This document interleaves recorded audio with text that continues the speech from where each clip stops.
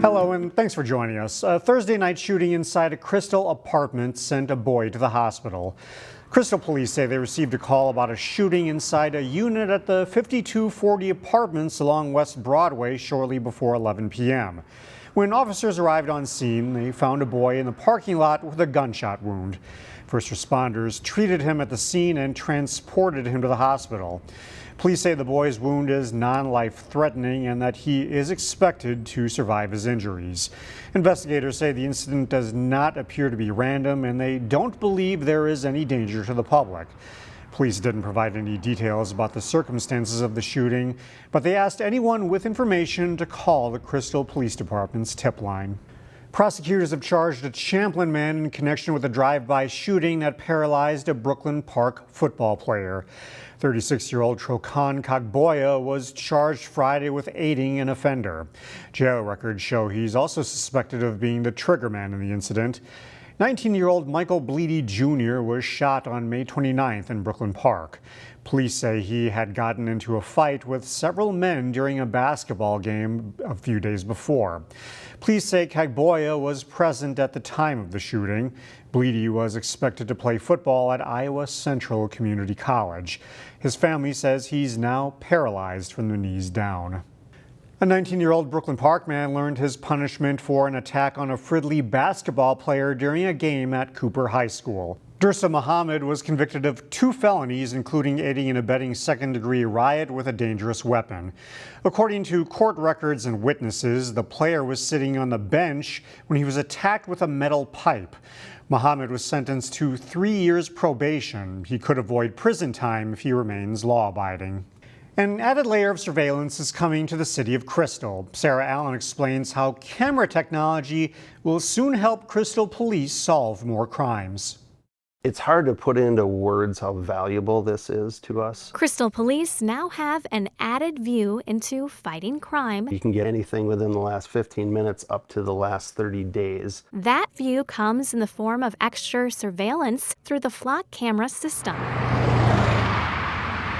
The technology checks license plates and other car features for potential links to crime.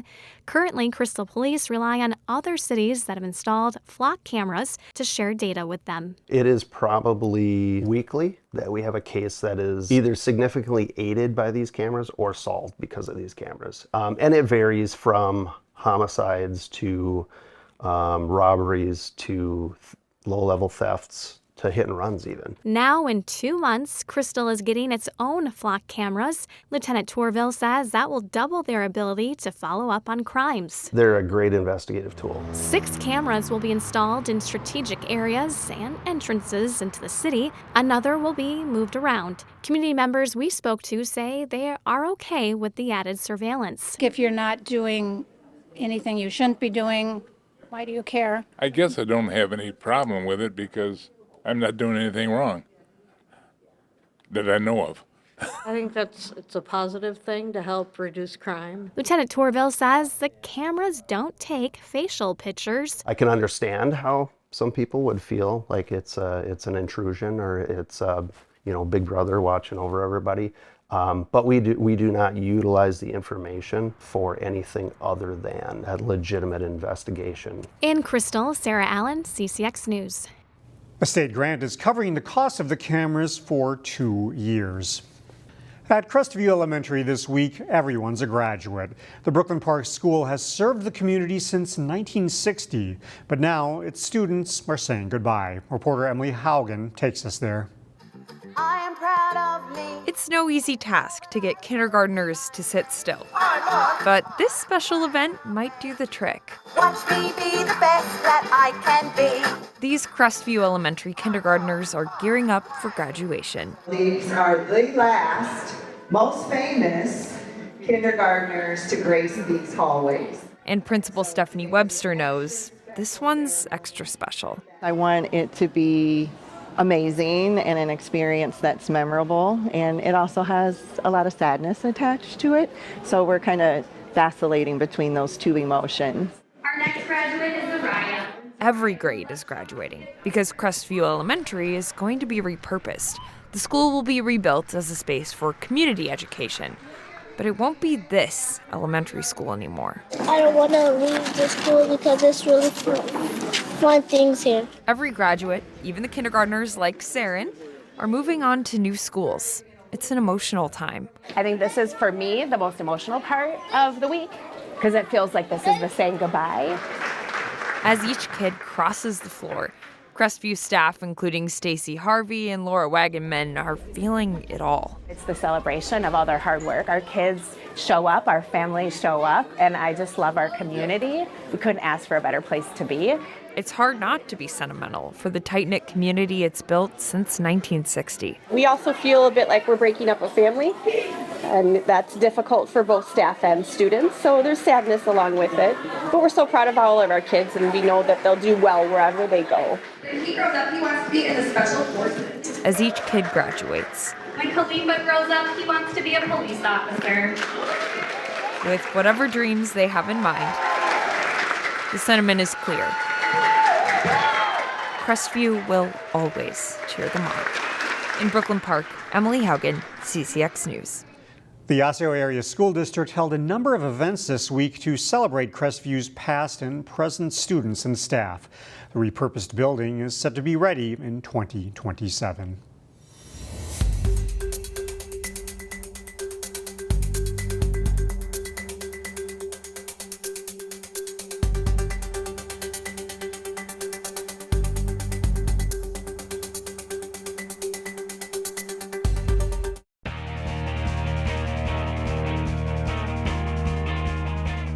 After 2 wins Wednesday in Mankato, the Champlin Park softball team played for a state championship Friday morning. Ches Moots has the highlights. Champlin Park softball playing in their program's first ever state title game, facing off against Bloomington Jefferson. No scoring until the bottom of the third. Reese Remler, good crack right back up the middle to the outfield. That gets Layla Wynn home and gives CP a 1-0 lead. Next inning, Jefferson with a couple runners in scoring position. 2 outs, Grace Rolick fly ball to deep left. Hannah Hewson extends to make the catch to keep it a 1-run game.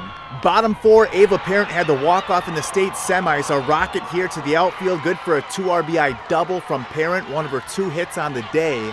Very next batter, it's Hewson, lefty swing to right field, back-to-back 2 RBI base hits from Rebel seniors. Champlin Park went up 5-zip after 4 innings. Marissa Rothenberger in the circle for CP, 6 strikeouts, 3 hits allowed, and 7 innings pitched in a complete game shutout. The Rebels win it 6-0 and take home their program's first ever state championship. It really means everything. We've been working towards it. We have 4 girls who are on this team freshman year. We've wanted it so bad all 4 years, and just working and getting closer each and every year just to finally accomplish it has just been amazing. We knew before going into the game we had around the same record. We both had only lost 2 games. We knew they had a great pitcher, and we knew we just had to jump on them early, and I think momentum is huge for us. Once we get 1 run, we just need to keep building off that, and I think we did a really good job doing that throughout the state tournament and just building on that. In Minneapolis, Chaz Moots, CCX Sports. Champlin Park and Maple Grove met up in the Section 5 4A baseball final round with a trip to state on the line. Jay Wilcox has more. Maple Grove needing to sweep a doubleheader as they face Champlin Park in the Section 5 4A baseball final. The Rebels needing 1 win. Top of the second in Game 1, and Preston Berg hammers it to deep left, just over the fence for a solo home run for the Crimson to get the scoring started. A few batters later, Maddox Van Sluten tags it down the line and left. It brings Oliver Tainton and Vince Lenmark in. Maple Grove gets 5 in all in the second inning, and that's plenty. Evan O'Dwyer is masterful on the mound, shutting Champlin Park out 5-0 on a 3-hitter to force a second game to decide the title. After trailing 3-1, Champlin Park erupts in the top of the 4th. Brockton Sandel's 2-run single to center caps a 5-run inning, and the Rebels go in front 6-3. Evan Nordby goes 6 1/3 innings for his 3rd win over Maple Grove this season. Champlin Park is headed to state for the 5th time with a 6-3 win in Game 2. Jay Wilcox, CCX Sports. The Park Center boys volleyball team was only seeded 5th for the Section 5 tournament, but the Pirates found themselves in the section championship match Thursday night. The Pirates on their home court to take on 6th-seeded Roseville. First set, the Pirates' Alex Zhang tips a shot over the blockers for a point. Park Center wins set 1, 25-18. And they roll in set 2. Off the pass from Calvin Fang, it's Titus Lee with a setter dump for a point. Pirates up 12-5. Later, it's Lee to Peyton Zhang with the attack from the outside, off hands to score. Pirates win the second set 25-15. They're up 2-0. But the Raiders fight back. S.A. Kutu pushes the shot over the blockers for a point. Roseville takes set 3, 25-22. And they win the fourth, too. Luke Konkar with the kill here. Roseville wins 26-24, sending this one to a fifth set. It's close in the fifth, but in the end, the Pirates pull it out. Alex Zhang delivers the set and match-winning point.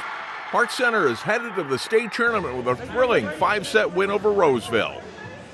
First year volleyball has been sanctioned, and we felt very close last year with the squad we had. We were all juniors, and as we're all seniors, it means a lot. In Brooklyn Park, John Jacobson, CCX Sports. Find more prep sports games and highlights at ccxmedia.org and follow us on social media.